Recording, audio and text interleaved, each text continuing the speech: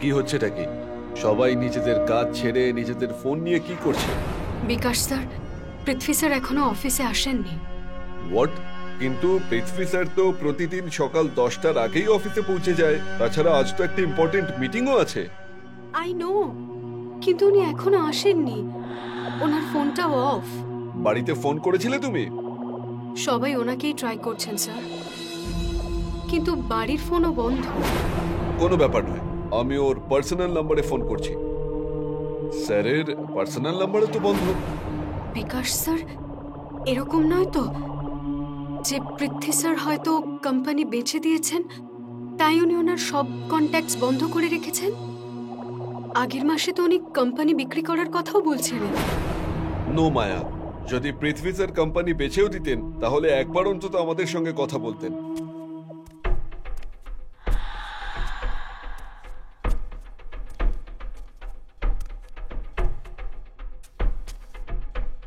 উনি ঠিকই বলছেন মিস্টার। কি নাম আপনার? মায়া। আর আপনার? বিকাশ। মিস্টার বিকাশ, মিস মায়া ঠিকই বলেছেন। উনি এই কোম্পানি আমাকে বিক্রি করে দিয়েছেন, আর ওনার পুরো ফ্যামিলির সাথে উনি চিরকালের জন্য অ্যাব্রডে চলে গেছেন। আজ থেকে এই কোম্পানি আর তোমাদের নতুন বস আমি, রতন কুকরেজা। কিন্তু টেন্তু ছাড়ো, আর খুশির খবর শোনো। নেক্সট মান্থ থেকে আপনারা আপনাদের কারেন্ট স্যালারির থেকে 20% টাকা বেশি পাবেন। তাই বলছি, সকলে মন দিয়ে কাজ করবে। মিস্টার রতন, যদি পৃথ্বী স্যার আপনার কাছে কোম্পানি বিক্রি করে থাকেন তাহলে এতে আমাদের থেকে লোকানোর মতো তো কিছুই নেই। তাছাড়া উনি তো আমাদের বলেননি যে উনি বিদেশে গেছেন। এই লজিকটা আমি তো কিছুই বুঝতে পারলাম না। এটা বড় লোকেদের খামখেয়ালি। কাজ শেষ, সম্পর্কও শেষ। কিন্তু ছাড়ো ভাই, এই ফাইলটা আগে চেক করে নাও। কোনো ডাউট থাকলে আমার সাথে ডিসকাস করো।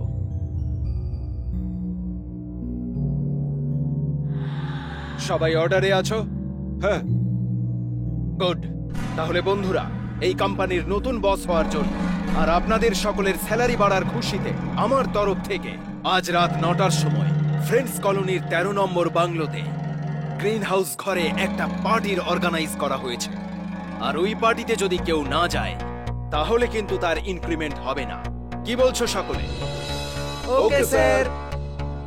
কিন্তু স্যার, আপনি 13 নম্বর বাংলোটা কেন নিলেন? এটা খুবই আনলাকি নাম্বার।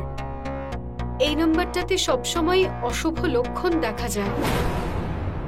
যার পকেটে টাকা থাকে তার কাছে কোনো নেগেটিভ এনার্জি আসে না। যেভাবে ধনীরা বুদ্ধি খাটিয়ে চুপচাপ টাকা ইনকাম করে নিয়ে চলে যায়, সেভাবে এই অন্ধবিশ্বাস গরিবদের মনের মধ্যে বাসা করে। তোমরা গরিব হয়েও না, ধনীদের মতো ভাবো। কিন্তু তুমি ট্র্যাজেডি কিং এর মতো কেন ভাবছো ভাই? কিছু না স্যার, এক সেকেন্ড স্যার। ভাইয়ের ফোন স্যার। শিওর। হ্যালো দাদা। আচ্ছা শোন, আজ আমাদের এমএলএ এর ঘরে একটা মিটিং আছে, তাই দুপুরে আমি পিউকে স্কুল থেকে বাড়িতে আনতে পারবো না। তাহলে তুই কি? নো প্রবলেম দাদা, আমি ছেড়ে দিয়ে আসবো। দাদা, আমার তোমার সঙ্গে একটা কথা ছিল। হ্যাঁ বল না। দাদা, আমাদের বস পৃথ্বী স্যার আজকে অফিস আসেননি। ওনার সবকটা মোবাইল বন্ধ, আর এমনটা আজ পর্যন্ত কোনোদিন হয়নি। তার উপর ওনার জায়গায় কোনো রতন কুকরেজা অফিসে এসেছেন, যে বলছে নাকি আজ থেকে এই কোম্পানির মালিক উনি। উনি যে ফাইলগুলো আমাকে দেখালেন সেই হিসেবে পৃথ্বী স্যার এই কোম্পানিটা ওনাকে বেচে দিয়েছেন, আর উনি গোটা পরিবারকে নিয়ে বিদেশে শিফট হয়ে গেছেন। দাদা, আমার কিছু গন্ডগোল মনে হচ্ছে। যখন পেপার সব ঠিক আছে তাহলে তুই এত ঘাবড়ে যাচ্ছিস কেন? এনিওয়েজ, তুই আমাকে ওই নতুন মালিকের ডিটেলস আর ফটোস গুলো পাঠিয়ে দে। আমি দেখছি আমি কি করতে পারি। ঠিক আছে দাদা। আর হ্যাঁ, এই ফটো এখান থেকে সরিয়ে এর জায়গায় অন্য কোনো ছবি লাগাও। আই থিংক এখানে আমাদের গ্রুপ ফটো হওয়া উচিত। তোমরা সকলে কি বলো? Good idea sir. আমার আইডিয়া সাপোর্ট করার জন্য থ্যাংক ইউ। চলো তাহলে একটা বড় গ্রুপ ফটো নেওয়া যাক।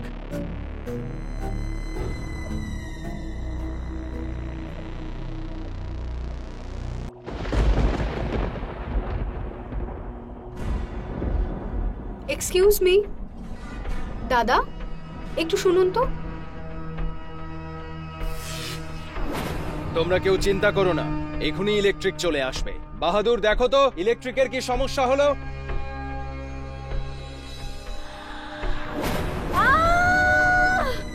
ভূত ভূত ভূত!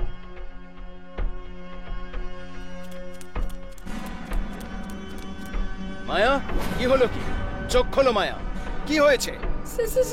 স্যার, এখানে ভূত আছে।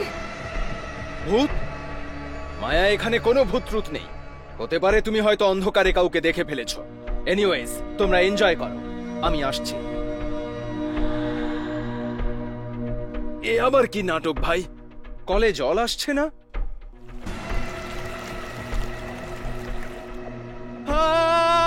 রক্ত রক্ত!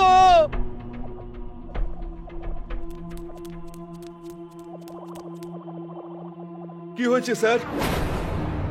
দেখো, কল থেকে রক্ত রক্ত বেরোচ্ছে। স্যার, নলটা তো বন্ধ রয়েছে। বন্ধ?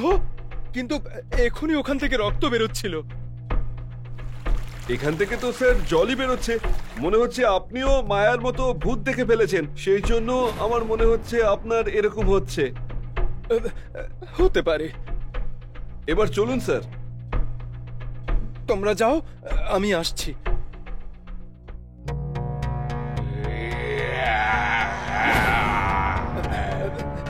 কে কে?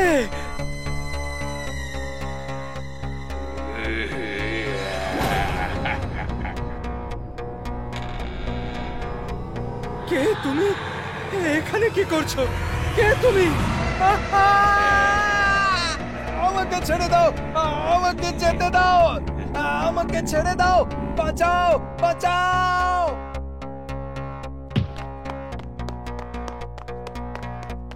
কি হলো স্যার?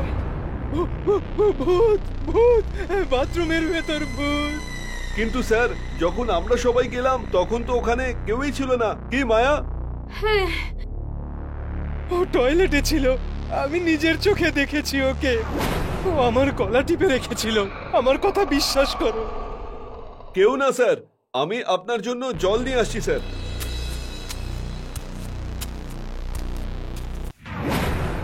আহ, আহ, আহ, বাঁচাও বাঁচাও! রতন স্যার, বিকাশ স্যারকে বাঁচান। বিকাশ, চিন্তা করো না, আমরা কিছু করছি। বাঁচাও আমাকে, বাঁচাও! ভূত ভূত ভূত! ছাদের উপর ভূত আছে, বাঁচাও!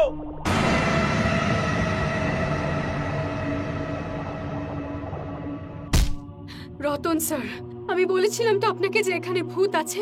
এইবার বিশ্বাস করলেন আপনি? 13 নম্বরে সব সময় এরকমই ঘটে থাকে। আমি অনেক সিনেমাতেও দেখেছি স্যার, কিন্তু কেউ শোনেই না। এইবার দেখুন সবাই। হ্যাঁ, তুমি ঠিকই বলেছো মায়া, এখানে কিছুই ঠিক লাগছে না। এখানে ভূত আছে রতন স্যার, এটা ভুতুরে বাংলো। আমিও বুঝতে পারছি না কিছুই।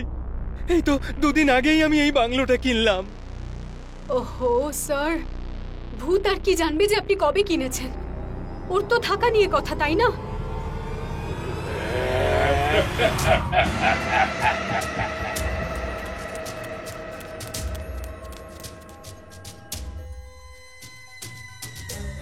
তুই আমাকে আর আমার পরিবারের সবাইকে কেন মেরেছিস? কেন মেরেছিস? তোমরা কে? আমি আমি কোথায় ভূত মেরেছি?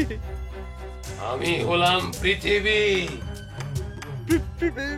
পৃথ্বী, আমাকে ক্ষমা করে দাও। কেন মেরেছিস আমাদের? তোমার বিজনেসটা কেড়ে নেওয়ার জন্য তোমাকে খুন করেছি। আর তোমার ফ্যামিলি লিগালি আমার কাজে যাতে বাধা না হয়, তাই ওদেরও মারতে হয়েছে। আমরা তো ভূত হয়ে গেছি এবার, কিন্তু তুই আমাদের ছাড়াও আরো কতজনকে মেরেছিস? এই বাংলোর মালিককে আর আগের বিজনেস পার্টনারকে, ওর ফ্যামিলিকেও মেরেছি। প্লিজ আমাকে ছেড়ে দাও, ক্ষমা করে দাও।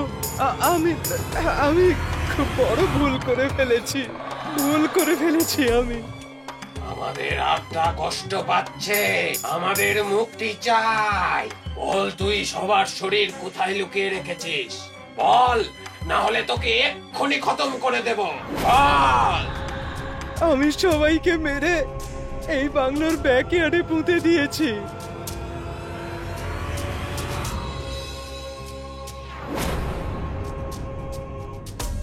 পান্ডে, যাও পেছনে কোর্টিয়ারটা খুঁড়ে দেখো। তোমরা কে? চমকে গেলে? এই তিতাস হলো আমার ছোট ভাই, আর ওই তোমার ব্যাপারে আমাকে জানিয়েছিল ফোন করে।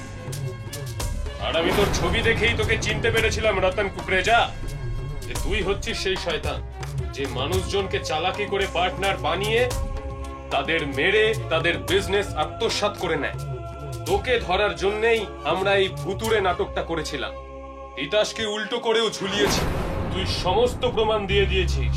এবার তুই তোর কুকর্মের ফল ভোগ করবি। তোর ফাঁসি হবে, ফাঁসি।